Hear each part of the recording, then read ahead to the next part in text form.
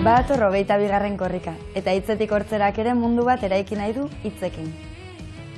Korrika kulturalaren baitan, Zigoitian antolatu duten bertso saioan izan gara AEK-ko kide den Josu Aldamarekin. Baina ara heldu orduko, Iruñetik igaro da gure ibilbidea. Sustraiko linak hartu gaitu bertan. Hitzekin izeneko kantuaren letrak egin baititu berak. Musika Nerea Urbizu konposatu du, eta Nereak berak Anarik eta Ane Garzia jarri diote ahotsa. Aurki bafletatik etengabe entzungo duguna, Sustraik azaldu digu ahots goxoz.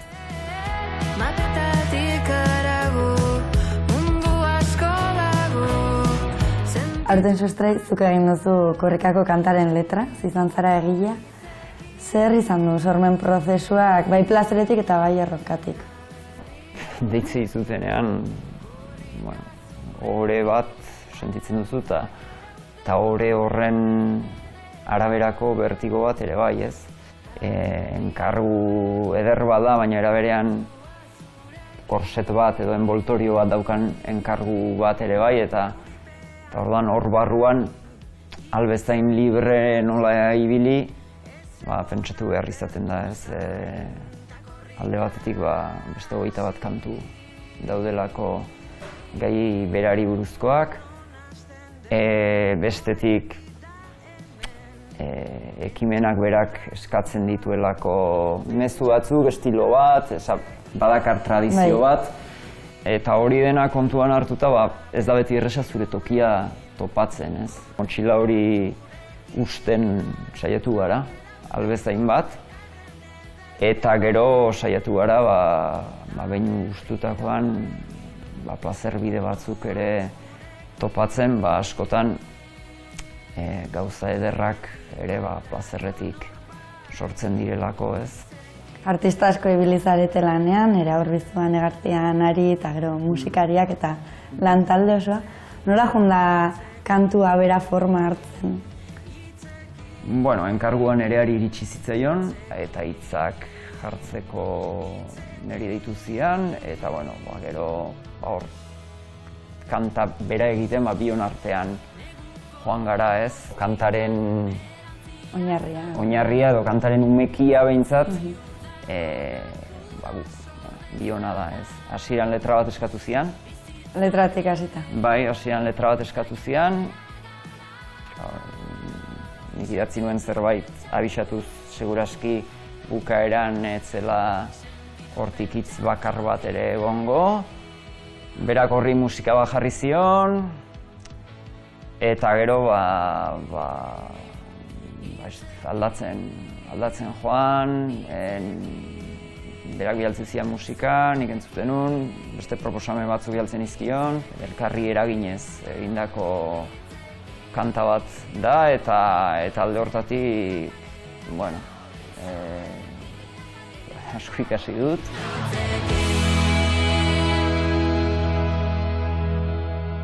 Kamiseta jantzita, jezarri da bertan, agertu dadin ondo, bera kamaretan, ni kamiseta gabe, protestaz kejetan, ez dituztelako egin taila guztietan, ez dituztelako egin taila guztietan.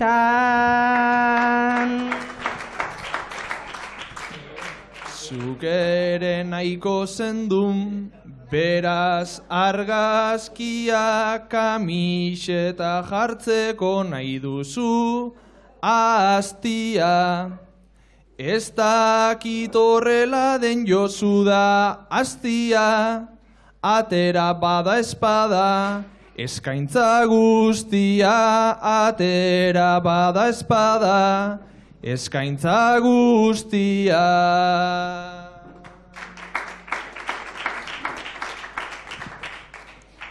Eskaintza baldin bada, benetan polita, etxera joango naiz, nikia erosita. Eta apirilean, korrika, aterako naiz pozik takoiak jantzita, aterako naiz pozik, takoiak jantzita.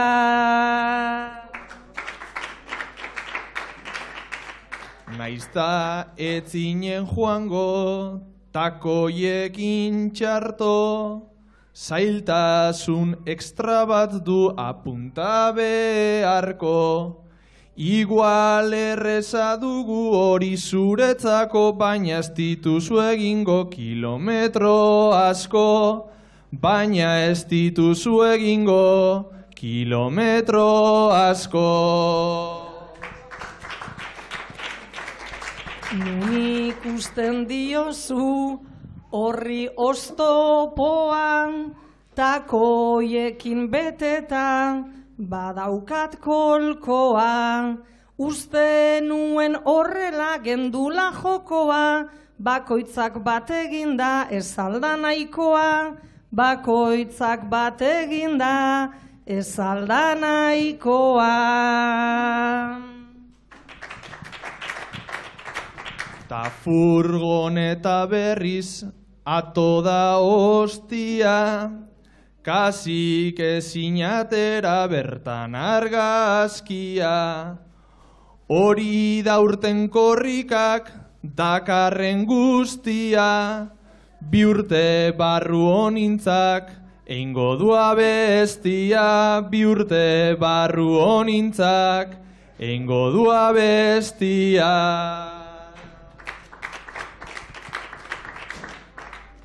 Eskatu eskero bai, ederra litzake, kontuari emonda, behar beste tarte.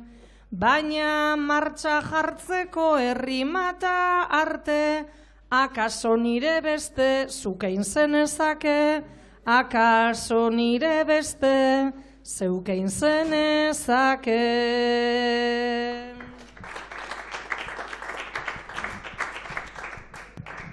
Regetoi pixkat ez da izango kaltean, ritmoa jarri behar da horko pasartean. Horrela okurritzen zait hemen bapatean, egin dezakegula gubion artean, egin dezakegula gubion artean. Baelitzake izango, igual deliriolar, periferian hasi, ta hor gaude bizar. Emakume eta gizon bizkaitar arabar, azkenengo mezurik, beigual ez da behar. Azkenengo mezurik, beigual ez da behar. Sustraizu Urruñan jaioa zara, gero Iruñan bizitzara. Eta bertsolaria ere bada urte osoko korrikalari bat, ez esan daiteke. Zer ikasi eta ikusi duzu ibilbide guzti horretan zehar euskararen mapan? Ze ikusi eta ikasi dudan, euskalduna izatea gauza ezberdin bat dela personen, lekuaren eta garaien arabera ez. Eta hor daude variante horiek etengabe gurutzatzen direnak eta ongi dago ikustea ez dela dena modu batekoa ez. Eta ezagutzen duzu jende zoragarria, istorio zoragarriak eta bizipenak. Eta azkenean konturatzen zara hizkuntza oso lotuta dagoela emozioei, oso lotuta dagoela bizipen horiei. Horrek ematen dit ze pentsatua. Euskal Herri oso anitz bat ikusten duzulako, hiztun modu oso anitzak ikusten dituzulako, eta bai kostatzen zaidana gero da aniztasun hori diskursoetan identifikatzen ez. Susmoa daukat diskursoek ez dutela hainbeste jendearen emozioekin konektatzen edo ez direla hainbeste jendearen emozioekin gurutzatzen ez. Eta orduan horregatik igual daude pixkat aparte elkarrengandik jendea eta entzuten diren diskurso oso zurrunak normalean, ez. Hizkuntzarekiko diskursoak, ez. Hizkuntza jendetatik ulertzen saiatzen zarenean eta jendetatik bizitzen, jendearen gandik abiatuta bizitzen saiatzen zarenean, ikuste duzu ñabardura gehiago daudela, zirkunstantzia gehiago, gaur egun galdetzen duzunean zerk lotzen zaituen euskarari, hitz potoloekin erantzun daiteke, baina seguraski emozio horiek lotzen zaituzte hizkuntzari, ez, eta are gehiago garai hauetan dena hain lausoa, hain likidoa, hain behin-behinekoa, nik uste dut hortan sakondu beharko litzatekeela, edo behintzat niri ibilbideak hori erakutsi dit. Harira gaur bertso saioa antolatu duzu hemen, Zigoitian. Nortzu datoz, jendea gogotsu dago? Bai, jendea gogotsu dago korrikarekin eta bertso saioarekin ere, bai. Gaur goizean zehar hainbat ekitaldi ditugu eta horren eginda izango da bertso bazkaria. Bertsozaletasuna zabaltzen hasia da aspaldi Araban eta hor nik uste dut hor rekonozimiento bat zan behar dela Arabako bertsozale elkarteak egiten duen lana, ez? Hainbat gure mailan eta bertsolariek duten mailan, baina zabaltzen ari da izugarri eta bertsozaletasuna ere Zigoitian bertan nabari izango da gaur egun. Nortzuk hurbilduko dira hona? Denetik, familiak eta gazteak, euskaltzaleak, korrikazaleak, bertsozaleak, gaztetxo batzuk bebai, eta, esan nahi dut oso fauna nazia dela. Aekako kideentzat, Josu, zer da korrika, ze emozio pizten ditu? Nik esango nuke bi sentimentu ditugula korrika hasi aurretik edo esaten danean edo erabakitzen dugunean korrika egitea, ez? 2 urtean behin. Alde batetik kezka, zalantza, izugarria, ez beldurrik ez, baina hor datorrela sekulako lana, ez? Guk klaseak ematen ditugu, gure lana da klaseak ondo ematea eta euskaldunak euskaldun osoak ateratzea, eta horrez gain korrika datorrenean bestelako lan bat daukagu, ez? Prestaketa, korrika kulturalak egitea, korrika finantzazioa bilatzea eta horrek. Baina hori aurrera doan neurrian gure emozioa handituz doa, ez? Gero eta posago eta orain falta dira ez daki 8-10 egun. Hasteko eta guztiz posik eta dana aurrera doala, harrera izugarria daukagula Araban, herri txikietan ere edozein ordutan eta ja Gasteizkoa izugarria izaten da, ez?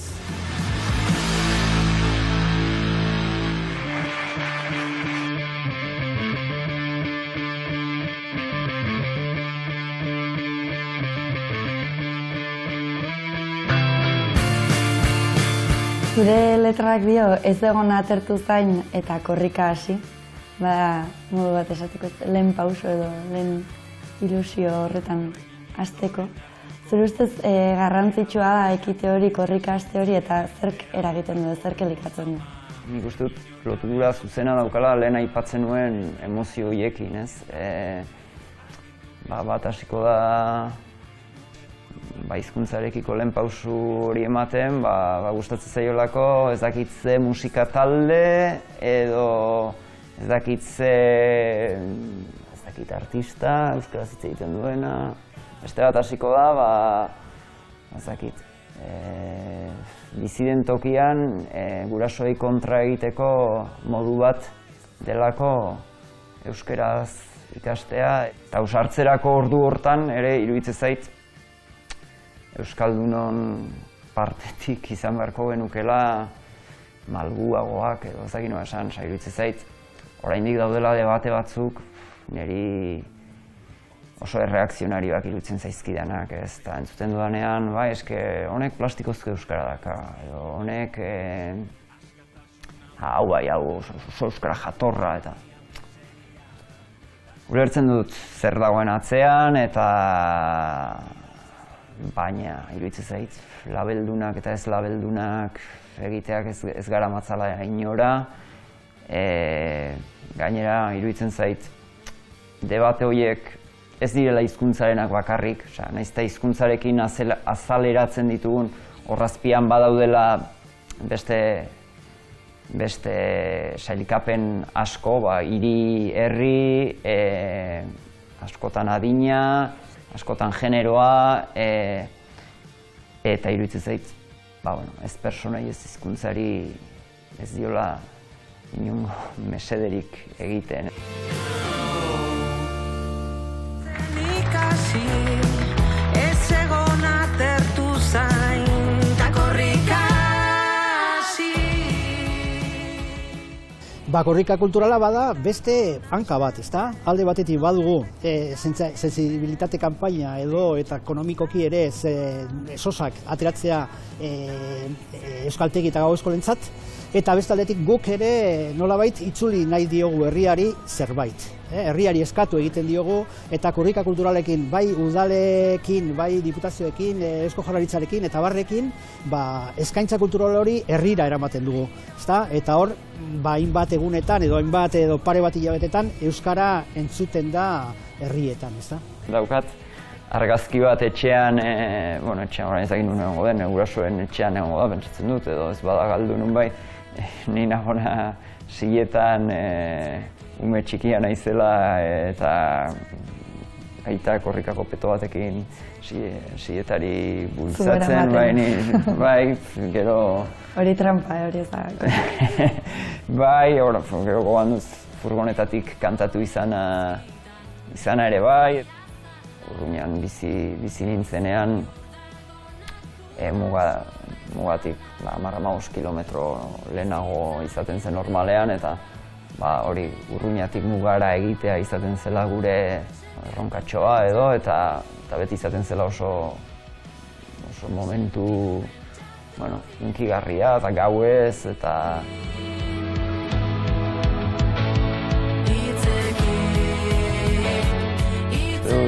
Ekimena bera zoragarria dela, ez da gero askorik gertatzen zaiguna, ez, korrikaren egunetan sartzen zarenean noera eta pentsatzen duzunean norbait hariko da nunbait lekukoaren atzetik korrika, ez.